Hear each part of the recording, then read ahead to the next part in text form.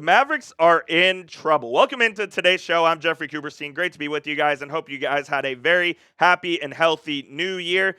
PJ Washington gets injured in last night's loss against the Houston Rockets. He sprained his knee in the first half, did not return to the game, and the injury issues are now piling up for the Mavs. Washington's obviously a very important player for this Dallas Mavericks team, and we'll go over all the stats here in just a moment, but what PJ brings, not only on the court, but off the court as well from a leadership standpoint and from a tenacity standpoint, is going to be missed, and hopefully this is only a couple of game absence and he doesn't miss too much time, because if he does, oh boy, the Mavs could be in some trouble. I told you last week that the Mavs are going to lose some games and probably are going to lose a place or two in the standings in the absence of Luka Doncic. That wasn't factoring in other injuries like this PJ Washington thing that just now happened. And when you look at his stats this season, Washington's having a really good year, averaging 12.5 points, 7.5 boards.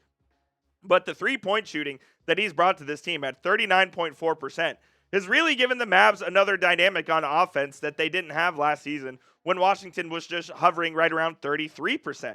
The Mavs are 1-6 without PJ Washington this year. That doesn't include last night's game, which he played the first half in. It's been a pretty simple formula. There's something like 40-15 when he plays since the Mavs traded for him at the trade deadline. They are 1-6 without him this year. The Mavs are going to have to find a way to win without him because it seems like they're going to be without him for at least a couple of games, and I am worried that this team could go on a bit of a losing skid here. PJ is someone that the Mavs really need in order to get back to the NBA Finals where we all think they can get. And without him, Najee Marshall on the suspension, he'll be back soon, but they're going to be thin at wing, especially when you have Maxi Kleber, who you don't know what you're getting from game to game. Max just doesn't look like he's ready to take that next step up. You rely a lot on PJ Washington, and now that you're going to be without him with his knee sprain, it's certainly concerning, and it's just another dose of bad news for the Mavericks at this point in time. I hope they can get it figured out without Washington because, man, this schedule is about to get really difficult. Before we get into the rest of today's show, though, show PJ some love down in the comment section. Type 25, his jersey number. Look, we're hoping for the best for PJ, and I think that the Mavs really need him back as soon as possible. So if you want to show support for him, type 25 down in the comments. And let's put this to bed right now. There were some of you out there, you know who you are, that were saying the Mavs are better without Luka because they play faster and they're a more efficient team. I hope you've been watching these last few games. This team is not better without Luka Doncic. In fact, they are significantly worse without Luka. There's no shot creation on this team without Doncic on the court. You're relying on Spencer Dinwiddie to make plays. You're relying on Jaden Hardy to make plays. And those two guys simply don't do it. Luka spaces the floor. He makes everything happen on the court. He is the orchestrator of this team on the offensive end. And yeah, they play a little bit slower with him. Everything is also under much more control. They're not going to turn the ball over as much with Luka out there. They're going to get more open shots. They're going to have more overall possessions because he's also second in the league in steals and is going to create some more turnovers and possessions for this team.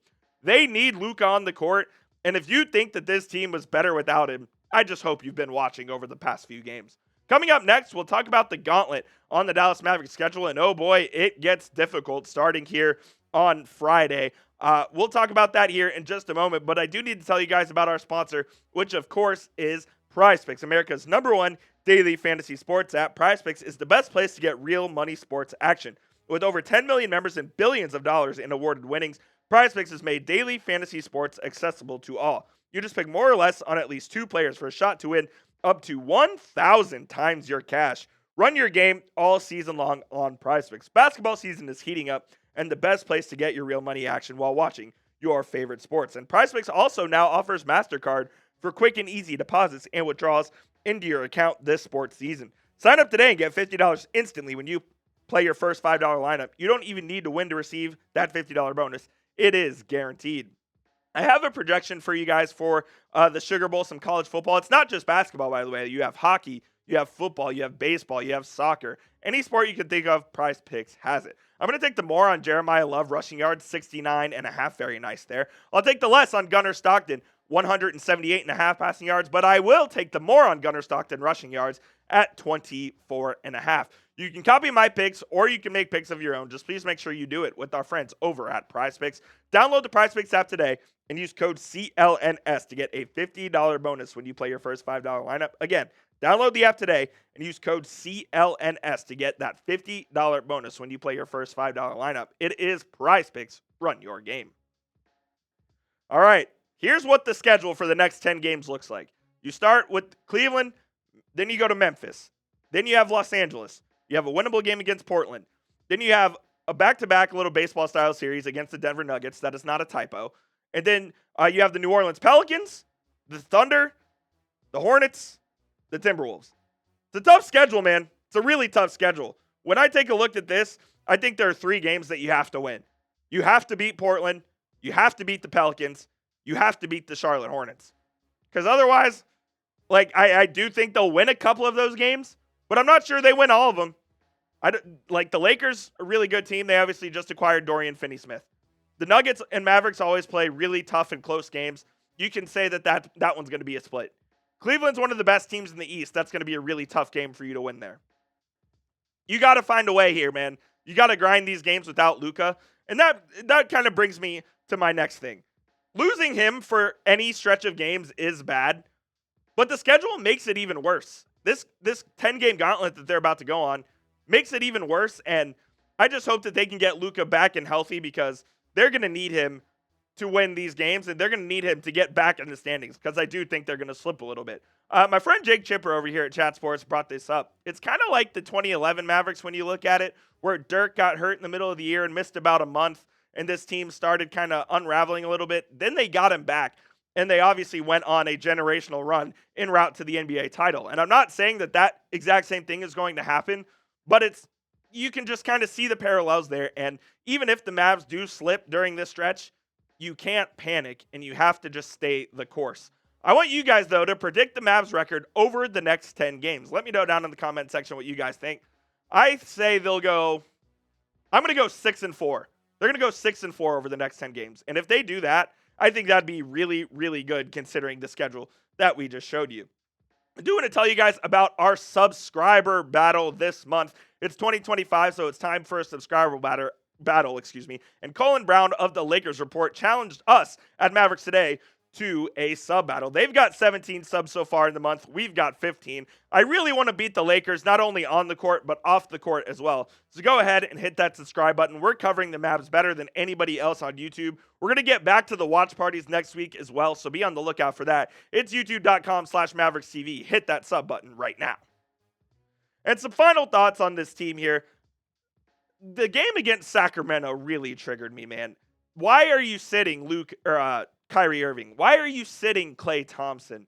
The Mavs can't afford to punt games, and basically they're not intentionally losing, but saying, hey, we don't care if we lose this game or not. They really can't afford that right now, given where they're at in the standings and the future outlook of this team. If Kyrie is healthy, he's got to play. If Klay Thompson is healthy, he's got to play. End of story. We can't be resting guys. And I know this is an organizational decision coming from Nico Harrison, coming from the training staff, coming from Jason Kidd. But at the end of the day, I want to see these guys play basketball. I don't want to see a game like Sacramento where you're having to play Brandon Williams 20 minutes. You're having to play Jaden Hardy 35 minutes.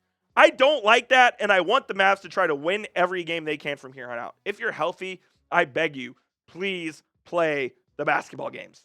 That's the end of my rant. It just annoys me. That's just the culture of today's NBA, where teams just like to rest, and it's not going to change anytime soon. And if you ask why the ratings are down and why people think the ratings are down, it's because the players, people say it's because the players don't want to play. Well, the Mavericks are giving them ammo by resting guys against Sacramento on a night where you probably could have beat them if you had Klay and Kyrie on the court. I said that was the end of my rant, but that was officially the end of my rant. That's going to be it for today's show. Again, subscribe to the channel. It's youtube.com/MavsTV. We'll see you soon here on the channel. We'll have a couple of watch parties for you guys as well. I'll keep you up to date on when exactly those are going to happen. But until then, stay tuned, and we'll see you soon here on the channel.